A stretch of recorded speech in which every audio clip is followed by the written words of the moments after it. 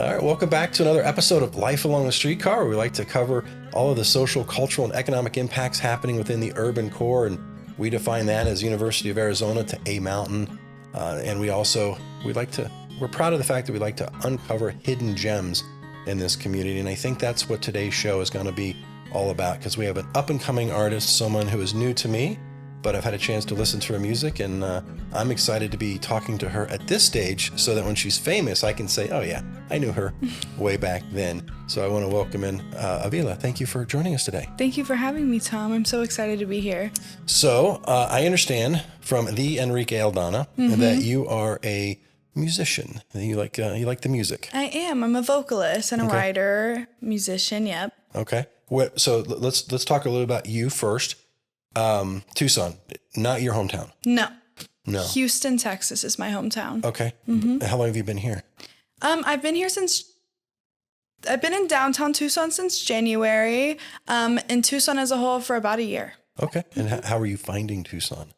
At first it was a little rough, but now I feel like I've got my feet in the water and I'm really falling in love with the community and the environment. And the weather, as crazy that may sound, but I'm really enjoying it. What about the music scene? And are you getting connected with people here? Are you talking? I'm starting to. Okay, it's interesting because I've talked to a lot of musicians on the show, and some of them have been in LA and Austin and other places, and as they've gotten more accustomed to Tucson, they have found that we have a really strong community base here for music. Yeah, and I keep hearing so many great things about it. I mean, I think you can even start with the nitty and gritty of it, of like going down to the nearest record store and like starting there. Yeah. Everybody is so kind and so open. I've already been offered to have listening parties at the Wooden Tooth, and it's just been really great. Nice, nice. So you have albums out then. You're far enough along. You've got some. I have one album out. Albums. I say I'm pushing too far. You have an album out, which is pretty unimpressive. Was it recorded when you were in Houston? Yes. Okay. I recorded that right before I moved here. And then like right when I moved here, I would visit back just to do some minor tweaks. And then, yeah. Nice. And then I always have to find out when it comes to artistic, this sort of outlet, at what point in your life did you know that this was a path for you? Do you ever remember not being interested in this? No, I feel like with certain things, I always like to tell people it's like in your soul, I think you know. And I think ever since I was a child, I knew like I'm going to be singing. Okay. Well, and then have you gone through like classical training, or are you all self-taught? I'm all self-taught right now, always open to learning. Okay. I think that's the most important. I want to keep my voice healthy and all the things, but as of right now, only self-taught. All right. And then you mentioned that you're also a writer, so you're writing your own music. Yes, all of it is completely written by me. Wow. The vocals and the lyrics, or are the lyrics in the melodies, or everything? Wow. Yes. That's so stacking, harmonies, all of it. That's incredible. That's my niche. That's incredible. I mean, you're fairly new in a career, but be doing all of that, have an album out. That's amazing. Thank you. What everybody hates this question. What do you like best, though? Is it the singing, the writing, the performing? What is it that really drives you? It's all different. It all has its own special way of coming into something really great and beautiful. I think I can feel so free if I just let go and I'm singing for anybody, but also like I write what I feel. So the outlet itself, it doesn't feel like work. It doesn't feel like, oh, I need to get something done. I mean, it's all... There's not one thing I can say I like the most. Okay. Well, that's always a good answer, right? No one ever likes, which is your favorite kid? Yeah. I love them all, but Johnny's my favorite.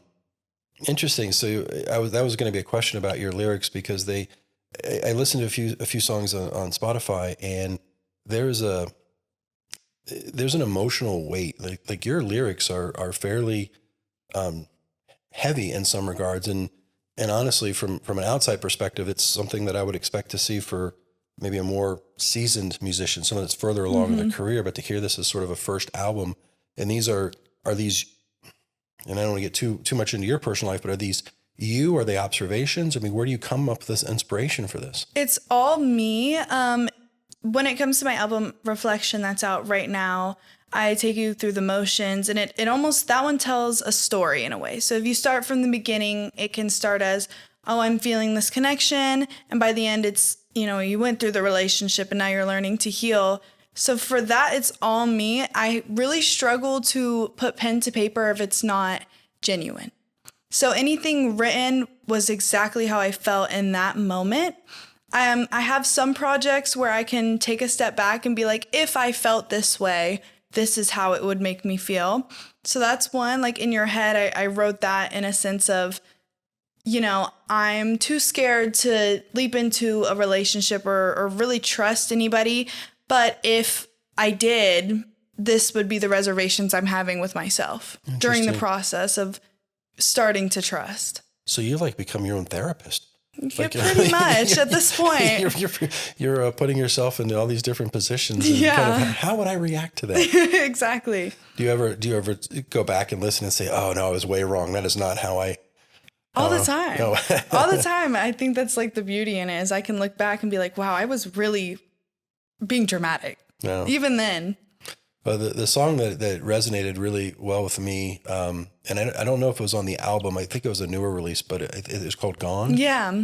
That's fairly new? That is fairly new. That was my last release. Because that's the one I listened to it back. I listened to it and then I went back and listened to it and went back. Because it's just, again, it seems like there's a lot of things being pulled through that song. Yeah, most definitely. Can you tell us a little about it? Of course. I mean, I want to always be so very honest about my journey as a person and my recovery. So that song, I feel like to me is very much, this is what I went through as a teenager. I was in and out of the troubled teen industry and treatment. So to me, that one's a little more in your face. I listen to that one, I'm like, oh, I'm so obvious. This is me just being like, what are these clothes? I mean, when you go to a treatment facility that you change your clothes, it's stuff like that. That one, I think, really was just an outlet. I also sung it with my mom. She is a backing vocalist in that song. Stuff like that where it's so much more direct. I'm doing that for me and only me. And that for your mom? Sounds like there's a little bit of some motherly love in that song. Of course for us, because this is our journey in a sense. But if I'm putting something out like that, I mean, it's all for me. I write for myself, but that I put out for my own journey, for my own healing. Well, it was very powerful. It may have been obvious, and that's probably why I picked up on it. Thank you. But I thought it was very powerful, and it was nice because when I met you and your mom, and she said her name was Jessica, I'm like, wait a minute. I recognize that name. I was because I did notice some of your songs, you do collaborations and you work with different musicians. Are those would then be Houston-based musicians? Yeah. Okay. So far, they've been Houston-based. Okay. Interesting. I think as you get into the Tucson scene, you will find that there's a lot of interest in that collaboration here as well. At least I hope you do. It's been welcoming to a lot of these musicians. And I think your perspective coming from a larger city and what that looks like will be helpful for some of them as well. Absolutely. Are you performing? Are you out there, or are you just simply recording right now? I'm trying to get in anywhere I can. Okay. I want to perform. I want to sing. I'm just here to sing. My last performance was in Houston, but right now I'm just trying to work on outreach to find places for me to sing and also get more of my music out as well. Yeah. So I think a listening party at Wooden Tooth would be a fantastic way. It'd be so much fun. They have such a devoted following too. I know, and they're all incredible. Yeah. Do you have vinyl?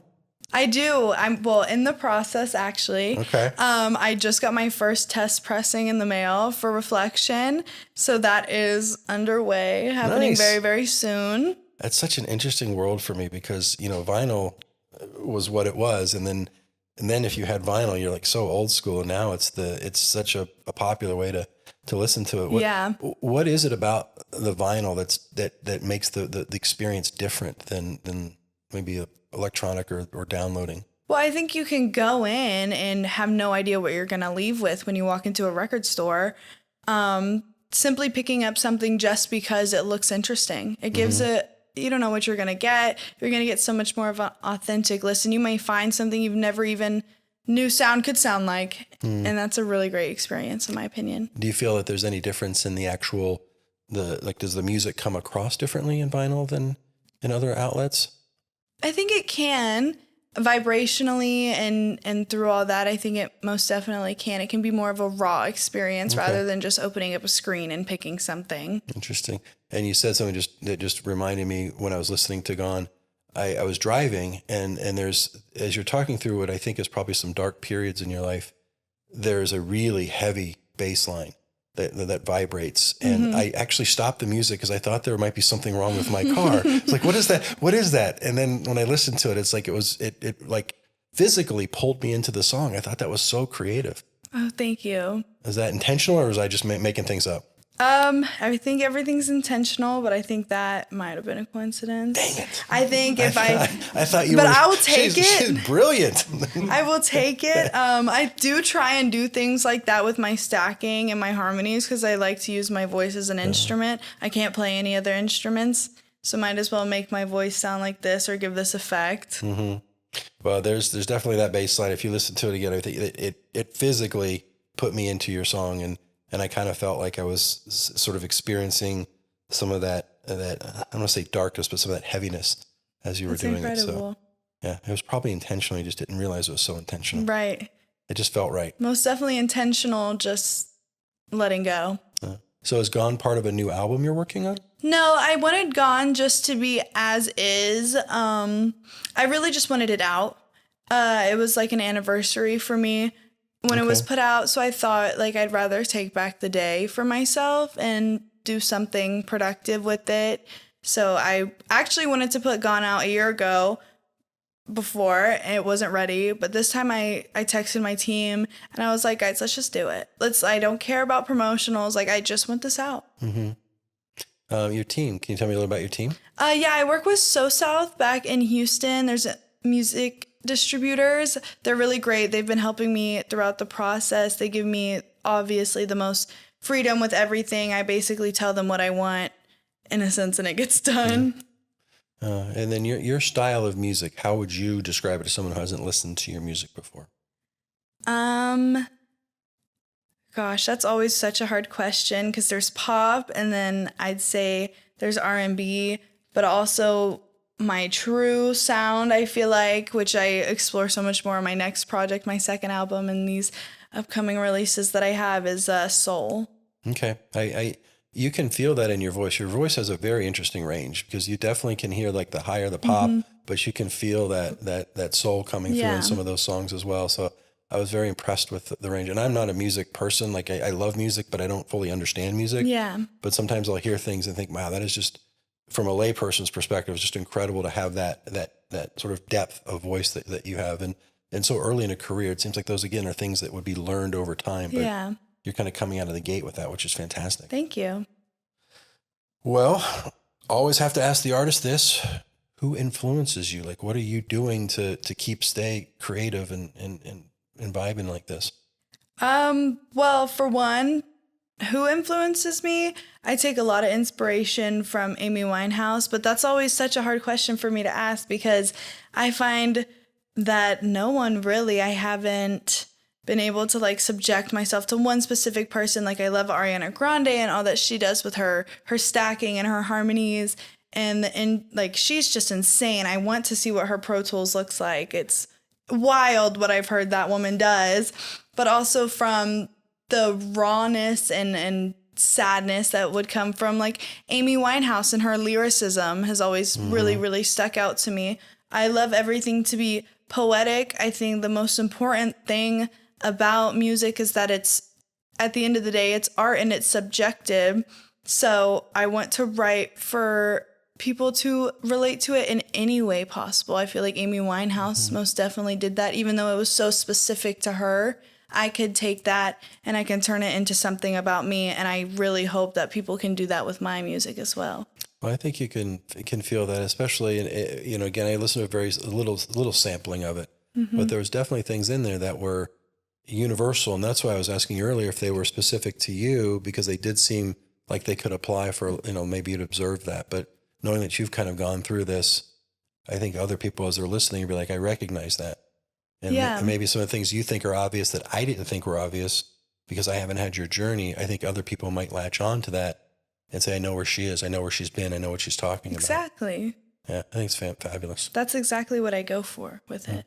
Sometimes I try and be not less specific or so on the nail with how I feel because I want it to be interpreted. Sure. No, that makes sense. Yeah. And there's also, I would imagine there's got to be a little something part of you that has to be you and not open to the world. Spilling all my beans to everybody. Where do people find you right now? How do they follow you? I'm sure you're on that social media thing. Yeah, I am at Aivila Records on all social medias, Aivila Records. And then for any music streaming platform, it's just Aivila. Okay. Mm-hmm. We'll put some fancy graphics on the screen there to help people find that as well. Yeah. Any last things you want to leave us with here as we're wrapping up? Stay tuned. Look out for the vinyls coming soon to maybe your local record stores, especially here in Tucson. And then I have some really great fun stuff planned coming. And if people want to collaborate or they have an outlet for you, social media, probably the best way to get a hold of you? Yeah, just reach out. I am pretty active on there. Also, my email, avilarecords@gmail.com. I'm constantly looking at if you want to email me there. Yeah. All right. Well, I greatly appreciate your time. I'm excited to see where your future goes. I'm glad you're here in Tucson so we can watch you grow from here. And I hope you stick around for a while so we can claim you as our own when you're a superstar. Thank you so much for having me. It's been absolutely my pleasure. Well, thank you for tuning in for another episode of Life Along the Streetcar.